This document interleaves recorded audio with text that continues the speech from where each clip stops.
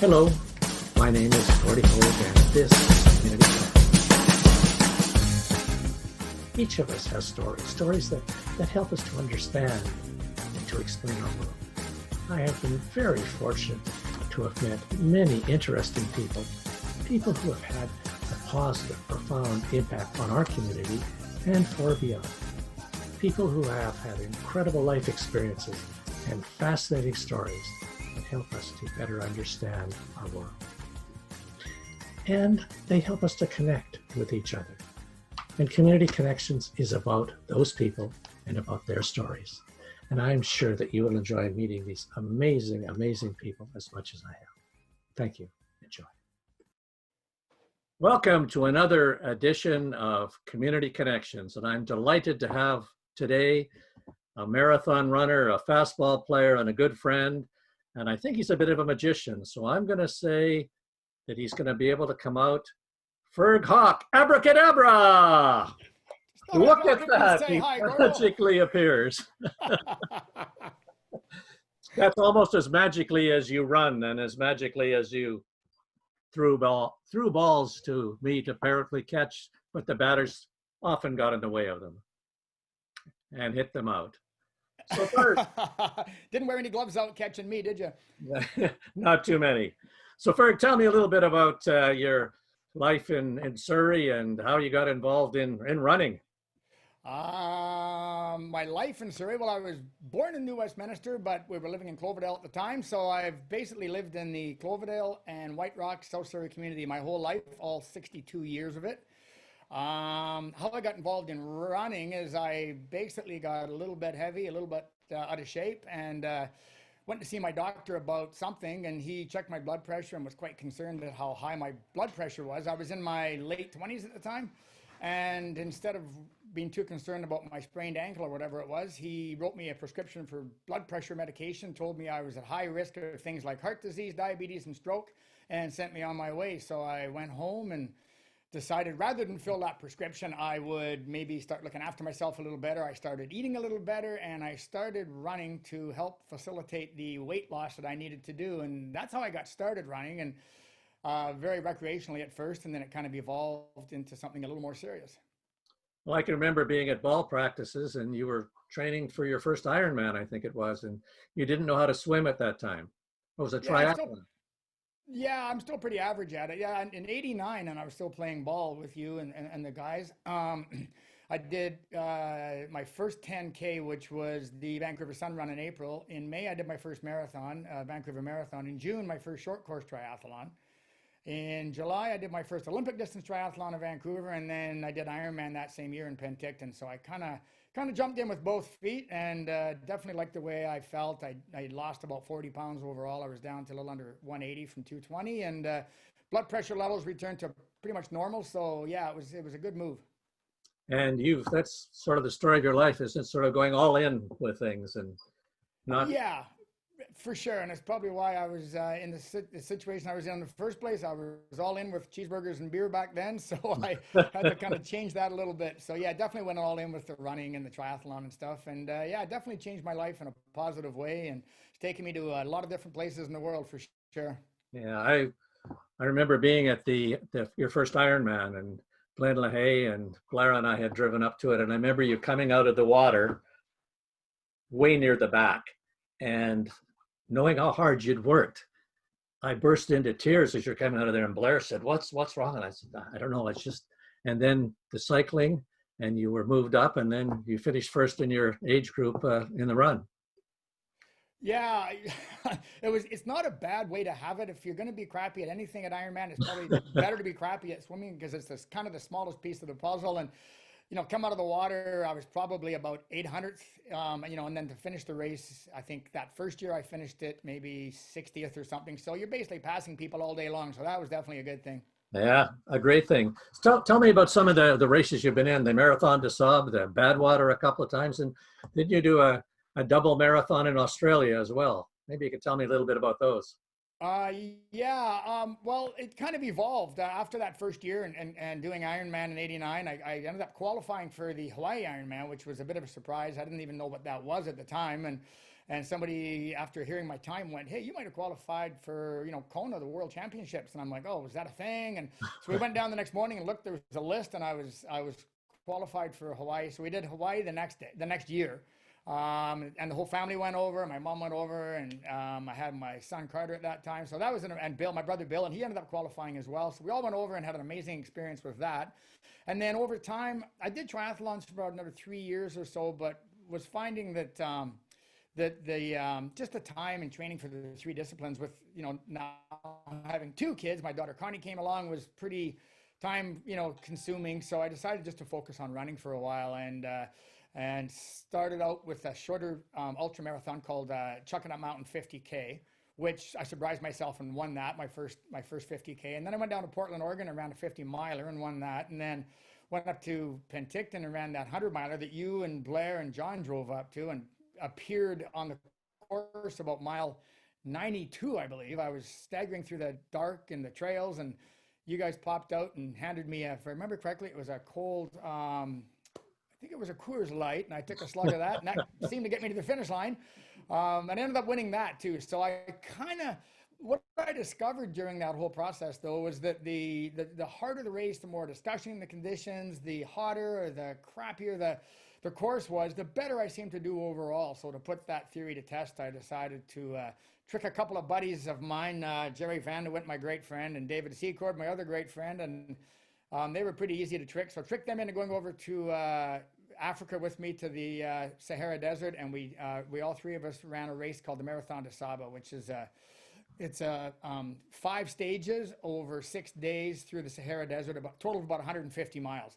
And in that race, you carry all of your gear, everything you need for the whole race in your backpack. So it's all your food and your clothing, your sleeping bag, all that stuff. And there's a mandatory gear list you need to take. And my pack started at about 30 pounds. And as time went on, you eat through some of the weight and it got a little lighter. But I ended up having a fantastic race over there. I finished 8th overall, which was the highest placing North American. And at that point, it was the 18-year history of the race. And that, I guess, kind of convinced me that the one last race that I needed to attempt, which was called Badwater, and it's considered the toughest foot race on the planet. But after finishing the Marathon de Sable, I decided it was time I better, sneak down to Death Valley and have a look. So I went down to a training camp down there, and then decided to enter the race and got accepted, and ran Badwater. More than once. 3 times, as it turns out. I think anybody could be excused on maybe running that race once, but I think anybody who runs it a second time isn't all that intelligent. Seems to me, I recall Cheryl walking part of the way up Mount Whitney with you and saying something to you like, "You've got to be in a lot of pain having run for over 20 hours now." And you said, yeah, a lot of pain. And Cheryl said, "Well, it won't hurt anymore if you go a little faster." Is that an accurate story? Well, that's pretty accurate. She'd been out, toiling in that heat for 20-something hours herself, keeping an eye on things and looking after the kids and Connie and the crew and working hard. And I think she was ready for a margarita. And so fair enough. I tried to go a little faster so I could make that happen. And what's the first thing you had when you finished it? My great crew captain and great friend Glenn LaHaye had a very ice cold Molson's Canadian in a cup, because we were trying to play by the rules at the finish line, and I basically crossed the finish line I had my son's hand in this hand, I had my daughter's in this hand, and Cheryl was there, my brother Bill was there. I was surrounded by my crew. And for those who don't know what Badwater is, it's a 135-mile ultra marathon race through Death Valley, California in July, the hottest place on the planet. So yeah, I'd worked pretty hard for that, crossed the finish line, and it was just an amazing feeling to get across that finish line. And then I had a sip of beer and sat down, and that's about all I could do for a few days was sit. I couldn't walk anymore, but it was an amazing experience for sure. It goes 135 miles, but it goes over 3 mountain ranges and finishes up Mount Whitney? Yes, it starts the lowest place in the Western Hemisphere, 282 feet below sea level in the Badwater Basin, and we finish 8,300 feet up Mount Whitney. At mile 42, there's a 5,000-foot climb up over Towns Pass, and then at mile 72 at Panamint Springs, there's another close to 5,000-foot climb up to Darwin. And yeah, the total elevation gain is about 18,000 feet, and the temperatures are routinely between 120 and 130 degrees Fahrenheit, so like 53 Celsius. It is a nasty bit of business. And you were down there for all three of my, you and your family and a whole bunch of friends were down there for all three of those events. It was pretty inspirational to see what you went through. Now, when you're running for 20 hours or 24 hours consistently, what what what goes through your mind? Are you thinking about anything? How do you keep focused, and how does that work for you? Yeah, I mean, it's a great question. I get asked that a lot, and it seems like it's a pretty mindless endeavor to be just, my fastest Badwater time was 26 hours and 33 minutes, and I might have stopped of that whole time for like 5 minutes just to change shoes. So that is a lot of time to be moving, and but you're always monitoring what's going on with your body. Are my feet staying dry? Am I getting blisters? Do I need to address those? Am I getting enough calories? I had a nurse on my crew, Sharon Secord, great friend, and she was monitoring my calorie intake and my electrolytes. And so you're just constantly monitoring your pace. Where's my heart rate? Am I running too fast? Am I not running fast enough? Monitoring the heat. Do I need to cool myself more? So you're just always thinking about all those kind of things throughout the whole race. Towards the end, you're so fatigued that the mind does start to shut down a little bit. And that's where my support crew came in and really helped kind of keep me motivated, keep me on track, and kept reminding me to eat, to drink, to take the electrolytes, and reminded me, whose stupid idea it was to sign up for this race in the first place when I got a little grumpy. Now, part of your training at one point, you had a treadmill and you built a shed in your backyard and you'd run for hours and hours in a treadmill on a treadmill in the heat of your backyard in a shed. Can you talk a little bit about that and your training programs? He's frozen. Yeah, absolutely. Yeah, I mean, I knew that going into this race, that the training was going to be, so important. And, living where we live, it doesn't get that hot up here in South Surrey, White Rock area. So I knew I had to figure out how to get myself ready for that heat. So I did several things. I went down to Death Valley every year I did the race, and I spent a week in Death Valley training in the heat, and I ran pretty much different sections of the course each day. I would go down and run 100, 120 miles in a week. And then I, at the end of it, would go to the Grand Canyon and run a classic rim to rim to rim double crossing of the Grand Canyon, which is not a race. It's just something that ultramarathoners do to kind of challenge themselves. And it's close to 50 miles with about 12,000 feet of elevation change. And it was in June, so it was stinking hot. So it was about 110 degrees at the bottom of the canyon the second time we came through. So that was just an amazing, I guess, environment for me to train, not only for the distance, but for the elevation and certainly for the heat. And then, as you mentioned, I did build a sauna, and I trained every year I did Badwater. I trained for about 3 months, almost every day in the sauna, sometimes twice a day, above and beyond what I was doing training outside. So that really definitely helped me prepare for the heat. So at first I could only tolerate about 40, 45 minutes in the sauna, but as I continued to push myself in there, as time went on, I was able to go an hour, and then an hour and 15 and an hour and a half. And I made it up to about one time 3 hours, which was probably a little much. I think I almost cooked myself. I was off for a few days after that, but it really helped when I got down to Death Valley, and it's just so crazy hot, and it just didn't feel as hot as it should to me. And I think I did a good job of just, preparing myself for what I was going to experience down there. So you've also been a mentor to different runners, and you've taken small groups and done some work with them. What are the messages you give to them?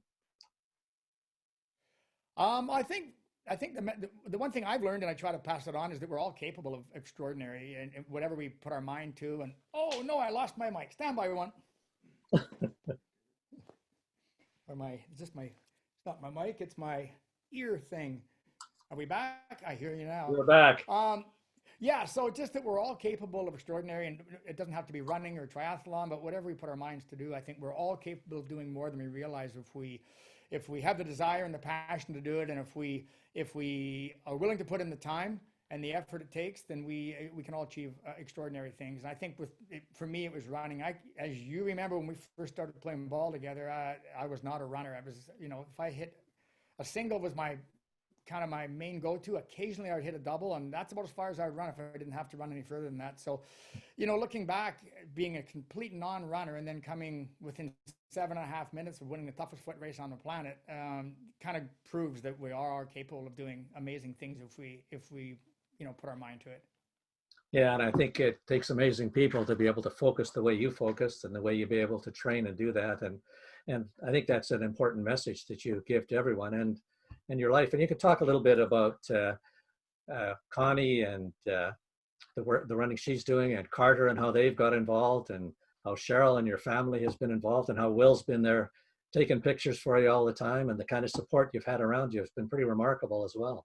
Oh, absolutely. I mean, yeah, when Cheryl and I first got together, she was the runner. She would run every day or every second day, and I would always kind of scratch my head and, wow, that's really dedicated. That's so cool. And she was going out and running 4, 5, 6 miles at a time, and then I kind of picked it up a little later on, and was obviously doing a little more running than her. But she's ran all the way through. She's been a runner, and she's ran, I think, 3 or 4 half marathons now. So yeah, she's always been there banging away, and her support. And I mean, none of this happens without the support of your family. And she's always been amazing. And although I do remember after the 3rd year in a row of doing Badwater, and Connie was young, she might have been, I want to say about 11 at the time. And she looked at me and goes like, Daddy, why don't you do Hawaii Ironman next year? So I think she might have been tired of going down to Death Valley for 3 of her summer vacations in a row. But it was definitely a legitimate question. But yeah, they were amazing. They put up with all my training and all that time. And I always tried to make sure that I was at all their events, and that was kind of a priority for me. But I definitely missed a lot of stuff along the way as well, and their support was truly amazing. Yeah, Brother Bill's always been there, and we've trained together and suffered together for years, and gone to all these different training camps, and he's just been amazing. When you look at the whole picture of this thing too, and running is a very individual sport, and it can be a very selfish sport. But when I started looking back at Badwater and what it took to get there, and the team that was basically surrounding me, not just my family, I mean they're huge, and my brother and extended family and my friends and support crew, but the whole community came out, and you and the late great Cliff Annabelle and John and Bill DeWince and some local people got together and decided you were going to help out and try to raise some funds for me, because it's a very expensive race to do. And there's a funny story surrounding that. We got together and had a meeting, and I thought that maybe I'd dance and get the band together and it'll be a fun time, everybody has a great time, and raise a few dollars. And you're going, no, I like maybe you're going to go get a hall, and you're going to get up and you're going to do a presentation and talk about the race and tell people what you're doing. And I'm like, ooh, yeah, I don't like that. That's public speaking. That's very scary stuff. So we're going to meet again in a week. And I thought, okay, that gives me 1 week to basically come up with a good excuse why that's a bad idea. And then I ran into a friend of mine like 4 days later, and they said, hey, I see you got this fundraiser coming up. I bought tickets for it. And I'm like, oh my, what have I got myself into? So thanks for that, Gord. You're welcome. Now, there's a couple of fun anecdotes. When you were doing the Badwater one time, and Jim Hewson was running with you and pacing you, and 60 Minutes came along and talked about wanting to interview you. Can you tell a little bit about that story and how Jim coached you in terms of how you should be responding to 60 Minutes questions? Oh, that's vaguely. That was kind of late in the race, and I was definitely hurting for certain. Well, the story behind the 60 Minutes thing is they were doing a 20-minute segment on the race, and the year before, a woman had won the race overall, Pam Reed, and Dean Karnassus, this Greek god, had basically came in second, about half an hour behind her, and it looked like they were going to be the top 2 contenders in the race again that year. So 60 Minutes spent a whole bunch of time going to Dean's home and going to Pam's home and profiling them. Then it was going to be this big showdown between Dean and Pam. And 60 Minutes found out about maybe 75 miles into the race that there's this Canadian guy that started in the second wave that's about 40 minutes ahead of everybody else in the elite wave, and there's a chance this guy might win it. So they, all of a sudden in the middle of the night, about 90-mile mark, they pulled up, and van pulled up beside us, and the sliding door opened, and there was a big old TV camera there, and they were getting some footage just in case I kind of rained on the parade and won the race. And I ended up finishing second, but yeah, and Huey was there pacing me, and he was giving me some good pointers on what to say and how to respond. And Huey was great. He was a little bit shy of the heat during the hottest part of the race, but come nighttime, he came out and put in a lot of miles with me. And it was like running beside talk radio. He was telling me at the time where Todd Bertuzzi was going to end up and who was going to be the new coach of the Canucks and all this great stuff. And I just listened and grunted and moaned and kept moving forward. There's another little story. I remember you talking about when you were running and there was a Russian ahead of you, and I don't know what it was, and you were running in second place, and the van that was your support vehicle was passing phones back and forth, and I remember having a brief chat with you there, and you were complaining about I guess you were in first place, and every time you slowed down, he slowed down, and every time. Yeah, that's a funny story. And I had a conversation with you on the phone. That was at the Ultraman World Championships in Hawaii. It's a 3-day triathlon around the Big Island of Hawaii. Day one's like a 6.2-mile swim in the open ocean and a 90-mile bike ride with a pile of climbing. Day two is 171 miles on the bike, and then day three is a double marathon back to where you started in Kona Kailua. So we're on day three, and I was having a great run, and I was leading through the first marathon. And then this Anatoly Levshaw from Latvia came up and started, it was pretty good headwind, started drafting me. And then he finally passed me. So I got in behind him and was drafting him. And then he decided he didn't want to lead anymore. So he slowed down and got in behind me. So I thought, well, fair enough. We'll take turns drafting and doing the work. And I ran ahead for maybe 10 minutes, then waved him by and he wouldn't pass, and waved him by and he wouldn't pass. And I was getting a little frustrated. So I started slowing down thinking he's going to get frustrated. He never would pass. So I told my pacer running beside me, I said, I'm going to fake the most catastrophic hamstring injury you've ever seen, so tell the crew not to worry. So this guy's running behind me, and I grab my hamstring and scream and start hopping, and he looks at me and big smile, and off he goes, and I get him right behind him and draft him for a while. So yeah, it was just a little trick I played, but it turns out he still won the race. I finished second on the run leg. I was about 10 minutes behind him, but he won that deal anyways. So if there are what would you say are the things that have been most important that you've learned through this process of pushing yourself to the limits? You've learned, you suggested that all of us can achieve levels of greatness if we focus and are into that. For you, were there pivotal moments in that, or has it just been a gradual point of getting there? Yeah, I think for me it has been gradual. I would kind of achieve one goal, whether it be a marathon or, then an Ironman and then Ultraman and then, the longer races. And so, yeah, it was definitely kind of a process to figure all that out. But I think one of the most valuable things I did learn, though, is that is the team aspect. You can't do this alone, whether it's fundraising, whether it's a crew, whether it's training partners. I have an amazing group of friends that I would train with, and I used to call them my sparring partners. And the longer the races I signed up for, the less those guys seemed to be available as I would, roll out and go for a run to the top of Mount Baker, for example, from my house in White Rock, or up to the top of Grouse Ground from my house, Grouse Grind. I found myself with not as nearly as many friends as I used to have. But no, I had such an amazing support group around me, from family, from friends, all of it. So that is, I think, one of the biggest things I've learned. And what would you say you're most proud of in the course of the time you've been doing this, and the achievements you've had, and the great support you've had from people around you? What stands out in terms of when you look at yourself and say, I've remade myself, and this is the way I'm in this world today? And what are you most proud of in terms of that, and what that means for you? Yeah, I think in my determination to never quit. I've had some, obviously, like anybody, I've had some tough times in races, and to overcome some of these obstacles and keep pushing forward. And I think the third year I did Badwater was actually my slowest and my worst result. I finished second twice and then fourth overall the third time. But I was sick going into the race. I had a bug and I felt really crappy. I was achy and really off, and I probably shouldn't have raced. And I got to about the 20-mile mark and was almost passing out and just out of it. And I thought, well, I can't. It's too early in the race to quit. But I was decided there's no way I'm going to be able to finish this thing. I felt so horrible, and I ended up deciding I was going to get to mile 42 at Stovepipe Wells, and there's a medical team there, and they're going to check me out, and I'll pull a pin there. And then I got to mile 4 and went, maybe I can just start the climb. I just kept going and kept pushing and made it to the finish line. And so I looked back at all the races I've done.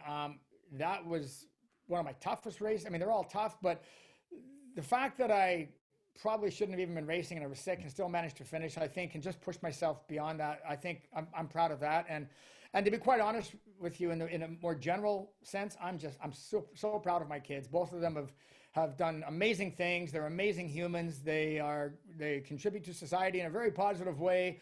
Both of them are running. Carter's done some pretty tough, like 110K race in Whistler, over 2 times over the peak of Whistler. He's done another 100K in Quebec and a bunch of other ultramarathons. Connie's got into running over the last few years and has just blown me away. She went from a serious non-runner to doing a really tough trail race last year, and she was signed up to run the Chuckanut Mountain 50K in March this year, and then sadly that got canceled because of what's going on in our world. But she continues to train, and she continues to push herself every day, and both of them, they continue to better themselves every day. They both volunteer. Connie's volunteering at Children's Hospital once a week, or was until this thing. She takes a week out of her holidays every year and works at Camp Good Times as a lifeguard or as a counselor. And so, yeah, both of them are just doing amazing things. I'm so proud of them. That's probably my proudest achievement in my life. Well, you and Cheryl have been great role models for them in terms of the contributions you've made to our community and the connections you've made and the inspiration you provided for us as well. So you deserve a lot of credit. So if there was something that you could change in our world that seems so strange these days, if you had the power to do one thing in our community or society, what do you think that might be if you were granted the power of magic that you showed when we started this? Well, I don't want to sound like Miss America, but if there was one thing I could change, I would say let's get rid of cancer. It sucks, and we all know too many people that have been affected by it. And yeah, that would be one thing that would definitely make this world a better place. This coronavirus sucks, but it's going to go away. It seems like cancer is not for a while anyway. So that would be certainly a huge step in the right direction. So do you have any final messages you'd like to give to our listeners and the people who are participating in this? Final messages. Yeah,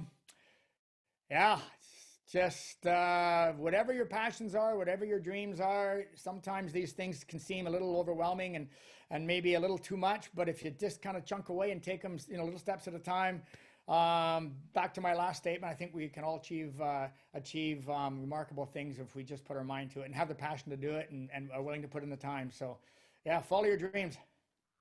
Yeah, and you've been a great inspiration. And I was reading somewhere a little while ago that somebody said, if you commit to nothing, you'll be distracted by everything. And certainly you've got tremendous focus, whether it was playing ball and all the things you've done with your running, but all the things you've done in our community and particularly with your family. You're a credit to humankind. Ferg, you're an inspiration. Thank you so much. Oh, thanks, Gord. Thank you for joining us today on Community Connections. Please tune in to our next show as more amazing people share their wonderful stories. If you haven't already, please click on the red subscribe button below, right down there, and view our updates. Feel free to leave any thoughts or comments that you may have. We're always trying to do a better job of connecting this wonderful community. Thanks again for joining, and until next time, keep connecting. Thank you. What do we do now? What, disappear? Want me to disappear? You crawl back into your magic blanket. And... Come on, Dean, make me disappear. You can do it. He's going to disappear quickly on us here. Go. Disappear me. Whoa, he's gone.